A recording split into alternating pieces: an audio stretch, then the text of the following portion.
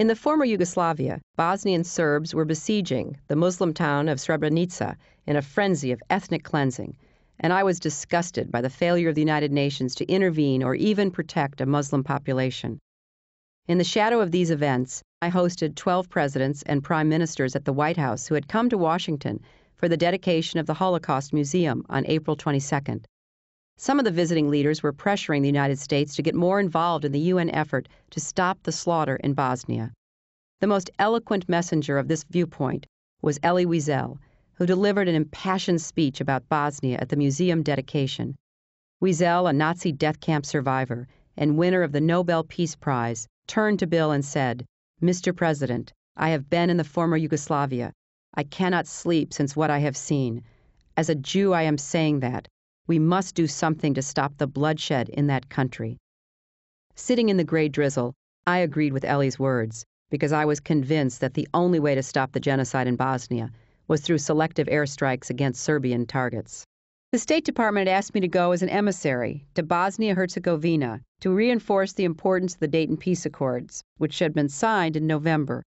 Gains on the ground by the Croat Muslim coalition that the U.S. had helped support, coupled with NATO airstrikes that Bill had advocated, finally forced the Serbs to negotiate a settlement. I was also scheduled to make stops at U.S. military bases in Germany and Italy and spend a week in Turkey and Greece, two important U.S. and NATO allies. After landing at the Tuzla Air Base, Chelsea and I flew in Black Hawk helicopters to visit soldiers in forward positions. We touched down at Camp Bedrock and Camp Alicia, Army outposts in northeastern Bosnia. We watched our troops demonstrate how they were clearing mines from the fields and roads, a grim mission and another reminder of the precarious life our soldiers led. Many voices back home were raising questions about America's role in Bosnia. One lieutenant told me he hadn't understood the role the United States could play until he saw Bosnia for himself. Before we came, he said, it was hard to fathom what was going on here. He described ethnic groups who had lived peacefully together and suddenly were killing each other over their religions. You go out in the villages and see all the damage, he told me. You see roofs blown off of houses. You see whole neighborhoods that were completely bombed out. You see people who had to survive for years with hardly any food to eat or water to drink. But now, wherever we go, the kids wave at us and smile, he told me. To me, that's reason enough to be here.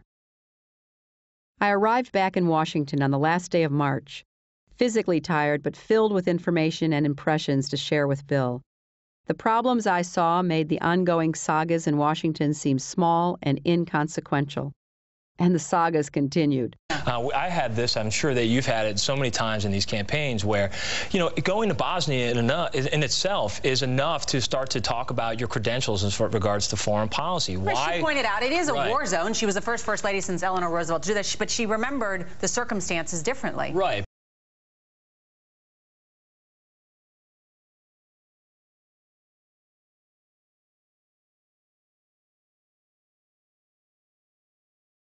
And I answered them until they ran out of different ways to ask the same questions. After the press conference, David and I had a drink together in the West Sitting Hall as the sun set beyond the window. As we assessed the day's events, I commented, they're not going to let up. They're just going to keep on coming at us, no matter what we do. We really don't have any good choices here. Washington was obsessed with the scandal to the point of hysteria. New facts were emerging daily about the mechanics of what was essentially a sting operation to entrap the president, including secret, illegal tape recordings. The next day was the State of the Union address, and I kept a long scheduled commitment to go to New York to appear on the Today Show that morning. I would rather have had a root canal, but a cancellation would have created its own avalanche of speculation. So off I went, confident that I knew the truth, but dreading the prospect of discussing such matters on national television.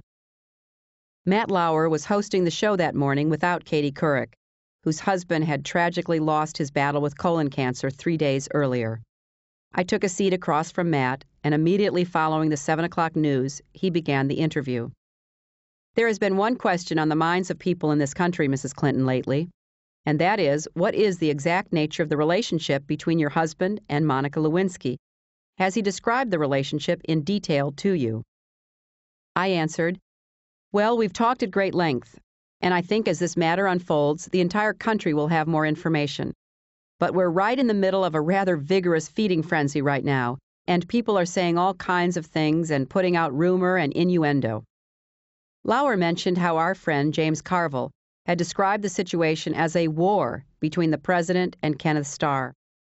Well, I said, I do believe that this is a battle. The great story here for anybody willing to find it and write about it and explain it is this vast right-wing conspiracy that has been conspiring against my husband since the day he announced for president. Later, when David Kendall called to discuss my appearance, I told him I had thought about him as I was going into the interview. I heard your words of wisdom ringing in my ear, I said. And which words of incredible wisdom were you hearing, said David, going for the bait. Screw 'em, I laughed.